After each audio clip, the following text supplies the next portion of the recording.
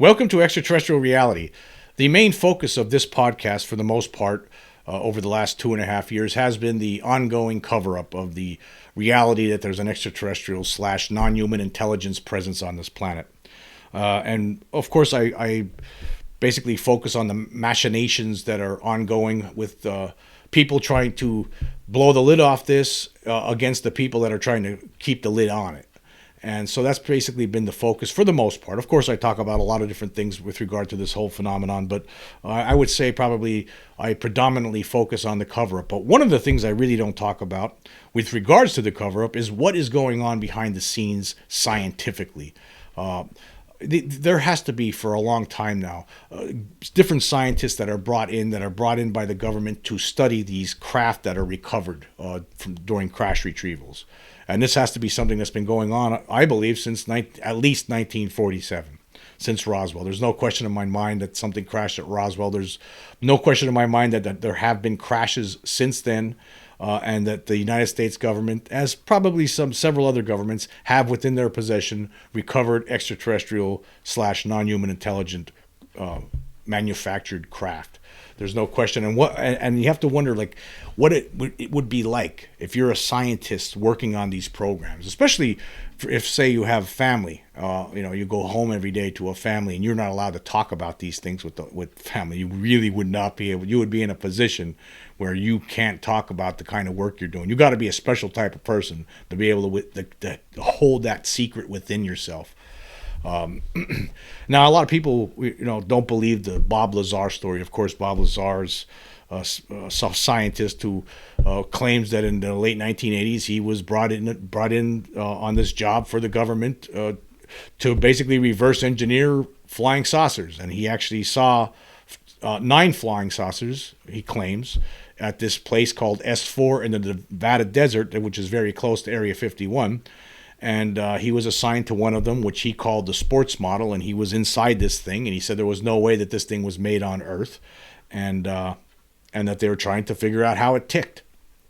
And then, of course, the rest is history. He got in trouble there. He was taking friends out to a certain spot in the desert where they were testing these. There was these test flights of these objects. He had some video where it looked like there was something up in the air moving around in ways that regular aircraft do not fly. And he got caught doing this, and he got in a lot of trouble, and that's when he went public with it because he was afraid for his life. But now some people say even a lot of people in the UFO community there's a division when it comes to this story. Some people don't believe it, some people do. In fact, the late Stanton Friedman, who I hold the highest regard for, he did not believe the Bob Lazar story. I do believe the Bob Lazar story. I have not seen to this date absolute end-all evidence that shows that he was lying, although a lot of people claim this all the time, which I still don't see it. I see a lot of different things that they say, but I don't see evidence to show that he's lying. And but so I believe him to this point. But even if I'm wrong, right? The fact of the matter is that there are scientists. There's no question over 4 decades now, that have been studying this, and it has to be a tough position to be in.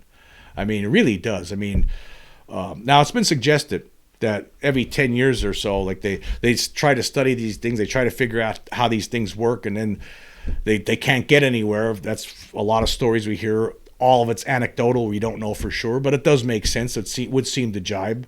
They look at these things, they can't figure it out. So, okay, so we'll just put it away for 10 years and we'll wait till our technology gets better, and then we'll come back and see what we could figure out then. That's possible. That sounds like it's reasonable. That's something that might be happening behind the scenes on how these things are handled. But it must be something to be one of these scientists. I mean, could you imagine, especially if you have family at home, you would not be able to talk about this. This would be something you could not ever share with anyone in your family, any of your friends. The danger of doing something like that would be tremendous because of most certainly, this is something that's a top secret, or if not above top secret, if that's even a thing.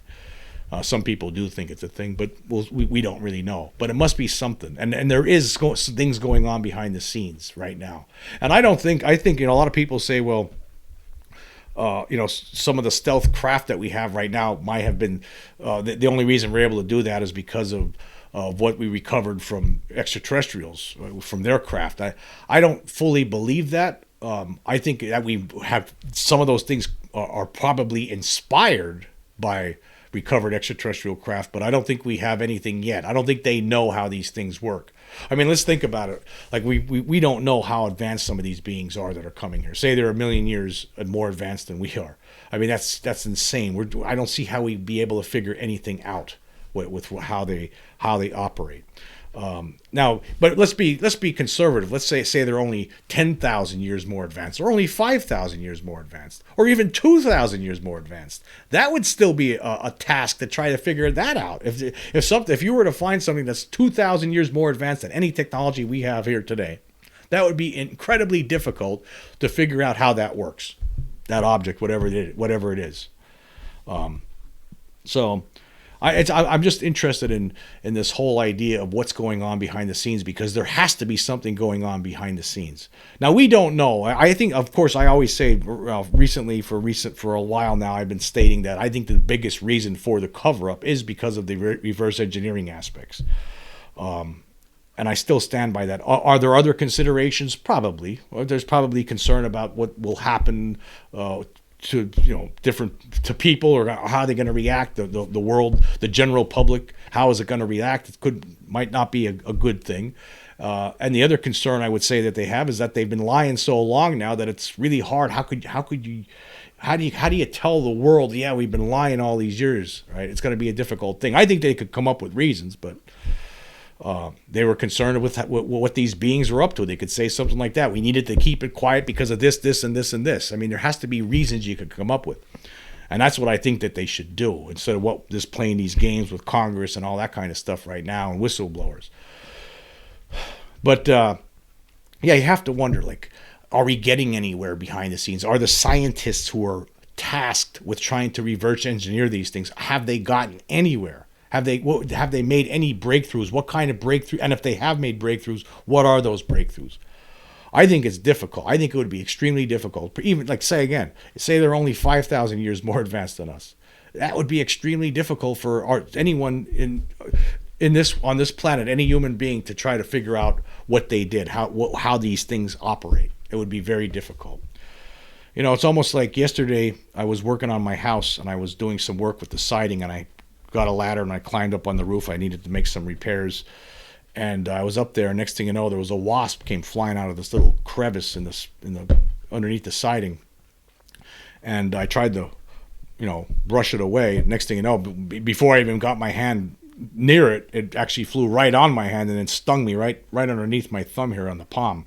It's swollen right now and itchy. And then next thing you know, there was like 5 or 6 other wasps, of its buddies, came flying out. And that was it for me. I was running. I was, heading for the ladder, and I got out of there quick. I didn't want to get my, face full of wasp stings. So in that little battle that happened yesterday, wasp versus man, wasp won. Wasp won that battle. Now, of course, as a human being, there are things I could do to get rid of those things. They don't realize I have things I have in the house that if I wanted to, I can go up there and get rid of them. I could grab a can full of pressurized poison and then go back up that ladder and take care of business real quick, and they would have no idea. They wouldn't see it coming. And that's how I think, we can look at this, use this analogy to look at the situation we have going on right here. I think that these things are so advanced that we're just as insignificant to them as wasps are to us. We don't really think about it. Those wasps were probably hiding out in that section of my house, for the last 5 years. I didn't know about it. I went up there. They're there. And now, if I think that they're a problem, I could easily go up and kill them, get rid of them. And that's how I think that these things operate. I think if they see us and we're just it's them, it's those human beings again. They don't want to. They're not going to poke the bear, right? But if they do get too close to us and we strike back like a wasp would strike us if we got too close to a wasp's nest, right?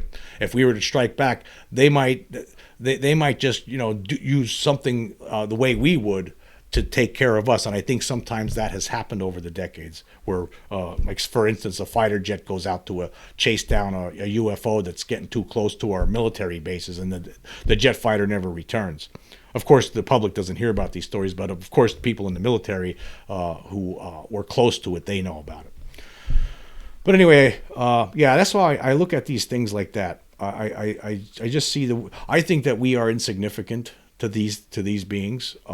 For the most part, I think that they could swat us easily if they wanted to. They haven't. I mean, because we're just whatever their interests are here, we're not fully. We just don't understand. And I just don't. I think that they are it'd be so much more advanced than we are that it would be very difficult to reverse engineer any sort of technology that that they have here that has crashed and that we have recovered. And just one more thing about this is, I talk about this sometimes too, is how you hear this argument like, if they were to come from all the way far away and then they're going to crash. I was thinking about this. Okay, there's a lot of people out there, skeptics, who say there's no way that these things could be, traveling all these great distances through space and then they're going to come here and crash somehow, right? That doesn't make any sense. It was just interesting. Just the other day, I did a podcast talking about Avi Loeb saying that people, once it's revealed that there are extraterrestrials, if there is actually, from his point of view, if there are really extraterrestrials here, once that's revealed, if there are extraterrestrials coming here, people are going to look at them as God. I say this right now. Actually, a lot of skeptics already do look at them as God because they can't believe in their mind that anything that's that advanced, that's able to travel through space for 100,000 light years to get here, they can't understand how something like that could crash. And so in my mind, that means they must think they must be like God.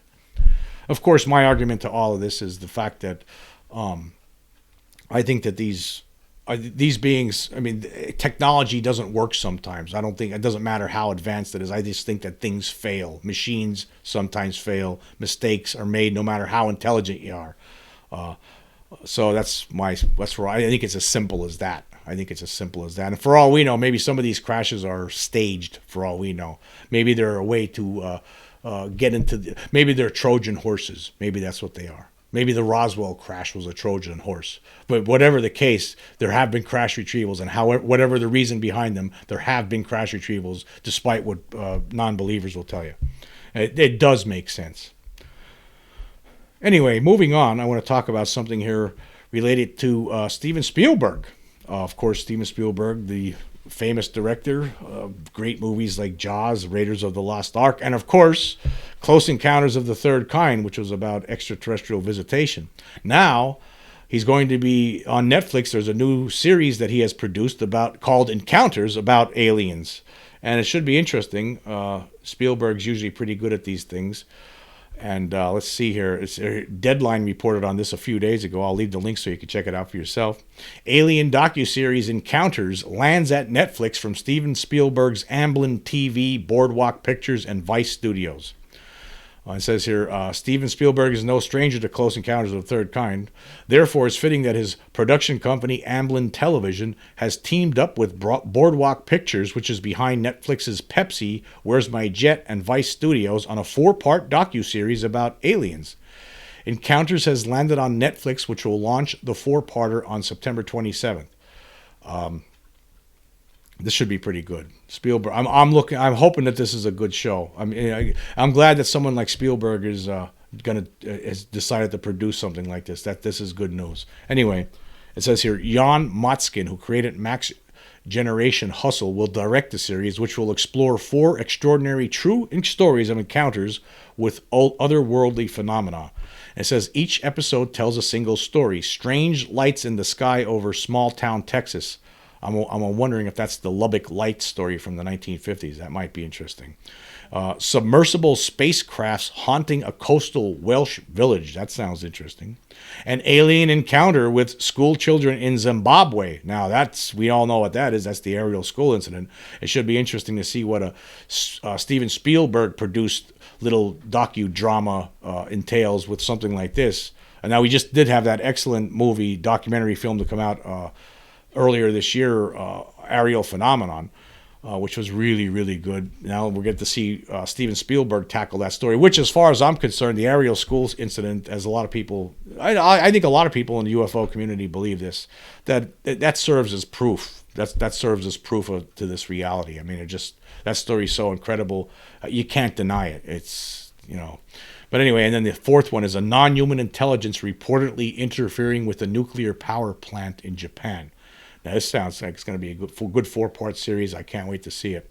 It says here, told from the perspective of first-hand experiencers in the places where the sightings occurred and guided by scientists and military personnel, the series highlights the profoundly human impact of these encounters on lives, families, and communities. That's going to be interesting. Now, a lot of times we don't see how these things impact people, right? You hear the story and that's you move on and that's it. And a lot of times you hear the debunkers out there saying, "Oh, this is a bunch of liars and or hoaxers, or maybe they were on drugs or something like that." That's all you get. But people are affected when these things happen. People are affected, so it's going to be interesting to see what they put together for this. Now, with the aerial phenomenon movie, that's basically what that movie was about.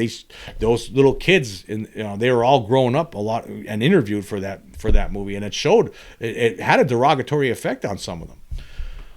Anyway, continuing here, it says, it comes as explosive new revelations emerge from military whistleblowers of alien encounters, UFOs, and clandestine Pentagon programs, as well as coverage from major news sources which have breathed a fresh urgency into a topic that, for decades, has been relegated to the realm of conspiracy.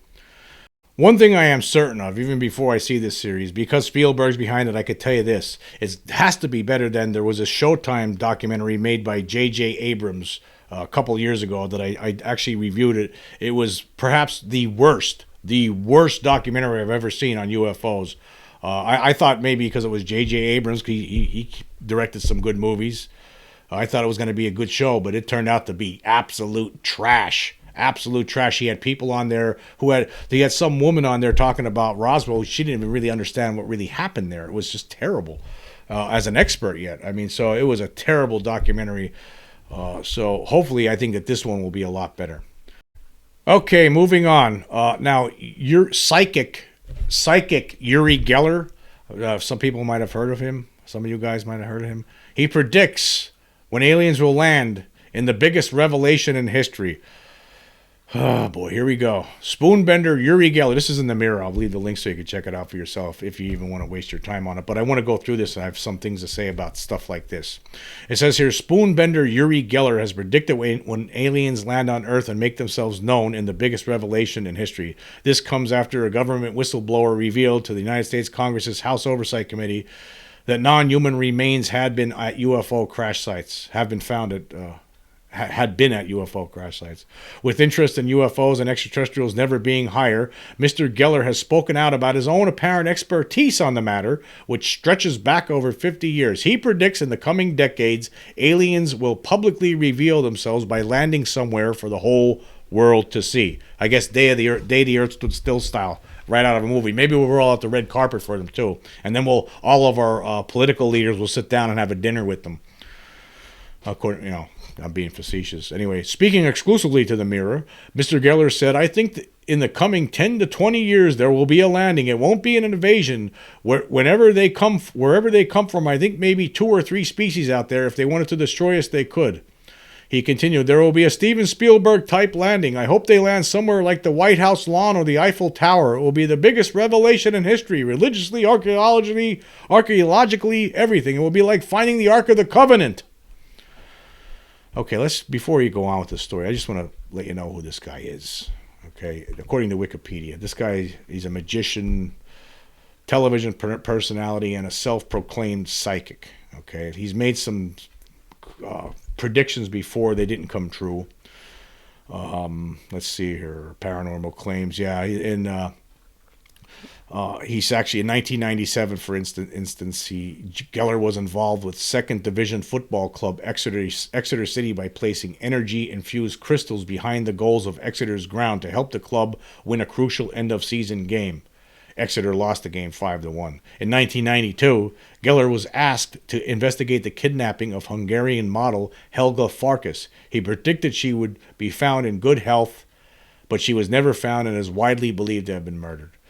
Okay, in March 2019, The Guardian reported that Geller wrote an open letter to British Prime Minister Theresa May, stating that he would telepathically prevent her from leading Britain out of the European Union. In Geller's words, as much as I admire you, I will stop you telepathically from doing this, and believe me, I am capable of executing it. the United Kingdom left the European Union on 31 January 2020.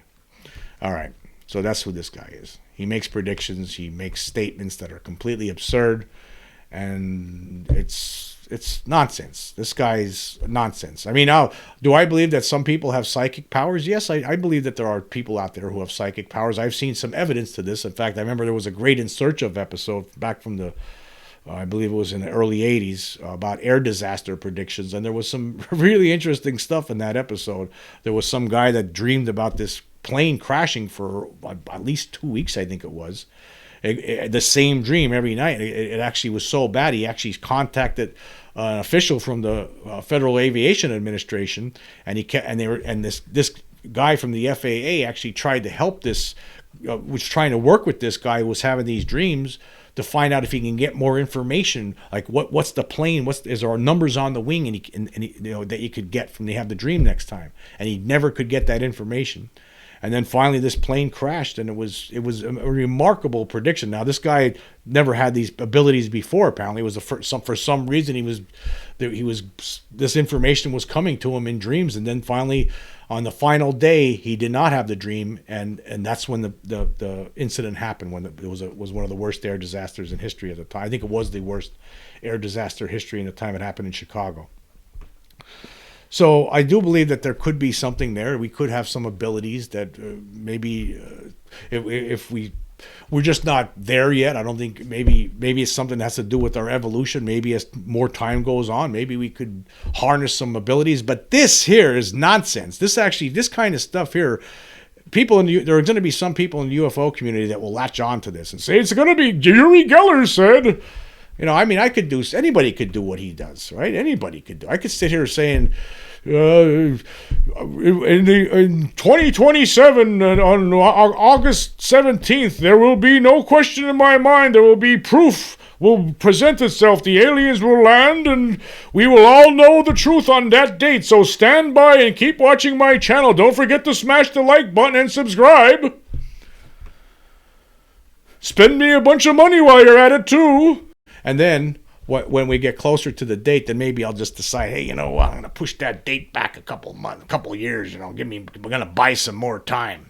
This is nonsense. When people do stuff like this, and there's a big story in the Mirror on this, come on. This is clownish. This is ridiculous. Let's see what else Geller says here, if anything. It says, despite speaking matter-of-factly about the existence of aliens. Well, I agree with them there. It is a matter of fact as far as I'm concerned. Mr. Geller isn't worried about them formally arriving, describing their technology as beyond anything we can imagine. Of course, I believe that. If they didn't have good intentions, we would be wiped away. They have tech we don't have. I feel they come in peace. Well, I don't know about that. I think some maybe come in peace. Some come indifferently just to check things out here. And some come with purpose, and those purposes might not be that good. But anyway, he also expressed concern about further whistleblowers. He said, I'm sure there will be more whistleblowers, but some are afraid for their lives. I believe there will be a massive disinformation campaign around this. There will be loads of stories undermining the whistleblowers. Just see, you will see loads of misinformation emanating from the dark dungeons of the agencies that do this. Well, I think we're already seeing that. I don't think you don't need to be a psychic to know these things, that certain things are going to happen. There's most certainly been disinformation campaigns for a long time, and we are seeing things right now ongoing with David Grush. You don't have to be a psychic to know that these things were coming. A lot of us predicted it, and here we are. Lo and behold, it happens. He goes on. He says, this was something echoed by Mr. Grush in the hearing. He said, I do have knowledge of active planned reprisal activity against myself and other colleagues. Yeah, Grush said it himself, so how's Geller's revelation anything? How's that anything to deal with the psychic powers and predictions, Mr. Geller told Mirror he was first shown evidence of extraterrestrials by former Nazi scientist Werner von Braun. He claims he was taken into a NASA facility where they had big walk-in fridges filled with dead aliens. Geller met von Braun through a mutual friend and astronaut Edgar Mitchell, who was the sixth person to walk on the moon. Okay, we don't know if that stories are true or not. But, the problem is, even if it is true, to me, the guys like Uri Geller, they ruin their... When people mix these nonsensical psychic predictions along with potentially real things that happen, how can you believe any of it? You can't. So they become eliminated from the equation. As far as people in the UFO community should disregard these kind of statements when people are coming out making predictions. It's like the end of the worlders, or the the rapture. People stand on the street corner with signs that the end is nigh. Evangelicals selling survival buckets on TV. For only $150 plus $30 shipping and handling, I'll send you a survival bucket. The end is nigh. Be prepared for the end of the world. Yeah, okay. Yeah, there's all these crazy... We don't know what's going to happen or how it's going to go down. This is nonsense. This is exhibitionism. This is just... What? And this guy gets a headline in the Mirror. But people in the UFO community, I just wanted to throw this. I wanted to point this out because this is all nonsense. It's all nonsense. Do I think that something could happen? A lot of us do potentially in the future, right? Of course, where it becomes undeniable. If we have another Phoenix Lights event, for instance, right, at some point, with the technology that we have today, there would probably be thousands of different people out there with cell phones filming the whole thing from different viewpoints, and then it will become undeniable.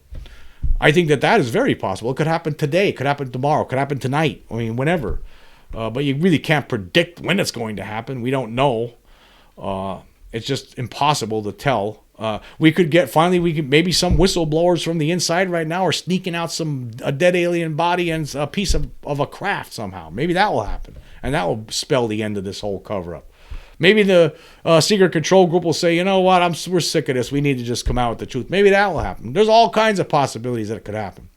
But we're not going to, regardless of what this guy says, Uri Geller, right? Doesn't matter what he says. He's just doing this for attention. I predict. Anybody could do that. Anybody could make predictions. It's all nonsense. And actually, this is the kind of stuff that makes the UFO community look silly to the people who really don't pay much attention to this subject. It makes it look like, wow, that's crazy. Because it is crazy. That's what it is, crazy. Anyway, yeah. So don't trust this nonsense. It's all nonsense. Don't worry about it. But anyway, thank you for joining me. Until next time.